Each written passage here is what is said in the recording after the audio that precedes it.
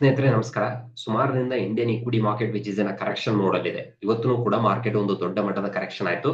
So ಇದಕ್ಕೆ reason ಬಂದ್ಬಿಟ್ಟು ಸುಮಾರು ರೀಸನ್ಸ್ ಇದೆ. ಸೊ ಅಮೆರಿಕದಲ್ಲಿ ಎಲೆಕ್ಷನ್ ನಡೆದಿದೆ, ಹೊಸ ಪ್ರೆಸಿಡೆಂಟ್ ಯಾವೆಲ್ಲ ರೂಲ್ಸ್ ಮಾಡ್ತಾರೆ, ಯಾವ್ಯಾವೆಲ್ಲ ಪಾಲಿಸೀಸ್ ಮಾಡ್ತಾರೆ. ಸೊ ಅದ್ರ ಬಗ್ಗೆ ಮಾರ್ಕೆಟ್ ವೇಟ್ ಮಾಡ್ತಾ ಇದೆ ಏನಾಗಬಹುದು ಮುಂದೆ ಅಂತ ಹೇಳಿ. ಆ ಕಾರಣದಿಂದಾಗಿ ಸ್ವಲ್ಪ ಮಾರ್ಕೆಟ್ ನಲ್ಲಿ ಪ್ಯಾನಿಕ್ ಸಿಚುವೇಶನ್ ಇದೆ.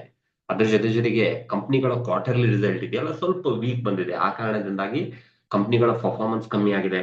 ಕಂಪನಿಗಳ ಪರ್ಫಾರ್ಮೆನ್ಸ್ ಕಮ್ಮಿ ಆದ್ರೆ ಆಬ್ವಿಯಸ್ಲಿ ಶೇರ್ ಪ್ರೈಸ್ ಡ್ರಾಪ್ ಆಗುತ್ತೆ. ಯಾವಾಗ ಶೇರ್ ಪ್ರೈಸ್ ಡ್ರಾಪ್ ಆಗುತ್ತೆ ಆಬ್ವಿಯಸ್ಲಿ ಮಾರ್ಕೆಟ್ ಕೂಡ ಫಾಲ್ ಆಗುತ್ತೆ.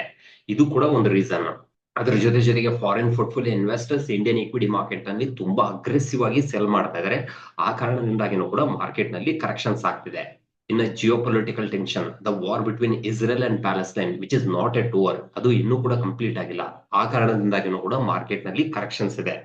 ಸ್ನೇಹಿತರೆ, ಇನ್ನು ನಿಫ್ಟಿಯ ಟೆಕ್ನಿಕಲ್ ಲೆವೆಲ್ಸ್ ಗಳನ್ನ ನಾವು ನೋಡೋದಾದ್ರೆ, ಸೊ ನಿಫ್ಟಿನಲ್ಲಿ 24,000 ಲೆವೆಲ್ ಇದೆಯಲ್ಲ which has been acting as a major support zone.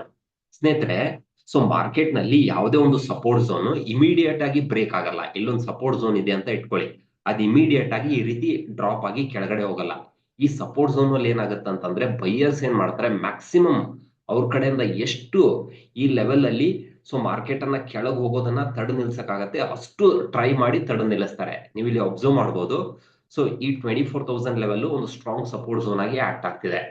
ಇಲ್ಲಿ ಸ್ವಲ್ಪ ದಿನದಿಂದ ಮಾರ್ಕೆಟ್ ಕಂಟಿನ್ಯೂ ಆಗಿ ಕೆಳಗೆ ಹೋಗ್ತಾ ಇತ್ತು. ಈ ಲೆವೆಲ್ ಅಲ್ಲಿ ಬೈಯರ್ಸ್ ಸುಮಾರು ಸಲ ಸೊ ಮಾರ್ಕೆಟ್ ಕೆಳಗೆ ಹೋಗೋದನ್ನ ತಡೆ ನಿಲ್ಸಿದ್ದಾರೆ. ಇಲ್ಲಿ ಒಂದ್ಸಲ ತಡೆ ನಿಲ್ಸಿದ್ದಾರೆ. ಸೊ ಅದಾದ್ಮೇಲೆ ಮತ್ತೆ ಒಂದ್ 2-3 ದಿನ ಬಿಟ್ಟು ಮತ್ತೆ ಮಾರ್ಕೆಟ್ ಕೆಳಗಡೆ ಬಂತು. ಮತ್ತೆ ಬೈಯರ್ಸ್ ಈ ಲೆವೆಲ್ ಅಲ್ಲಿ ತಡೆ ನಿಲ್ಸಿ ಮತ್ತೆ ಮೇಲ್ಗಡೆ ತಗೊಂಡೋಗಿ ಟ್ರೈ ಮಾಡಿದ್ದಾರೆ. ಸೊ ಅದಾದ್ಮೇಲೆ ಮತ್ತೊಂದ್ಸಲ ಮಾರ್ಕೆಟ್ ಕೆಳಗಡೆ ಹೋಗಿ ಟ್ರೈ ಮಾಡಿದೆ.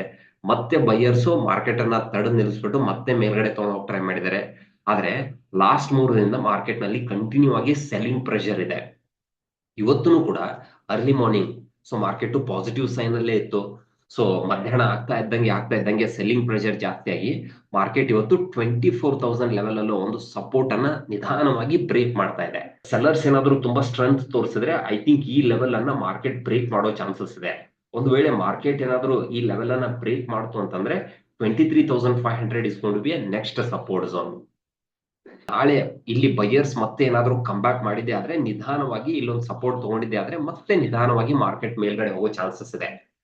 Friends, I hope you find this video useful. If you like this video, please to subscribe, please to share it with your community. If you want to learn more about trading, you can explore my online course. Thank you so much.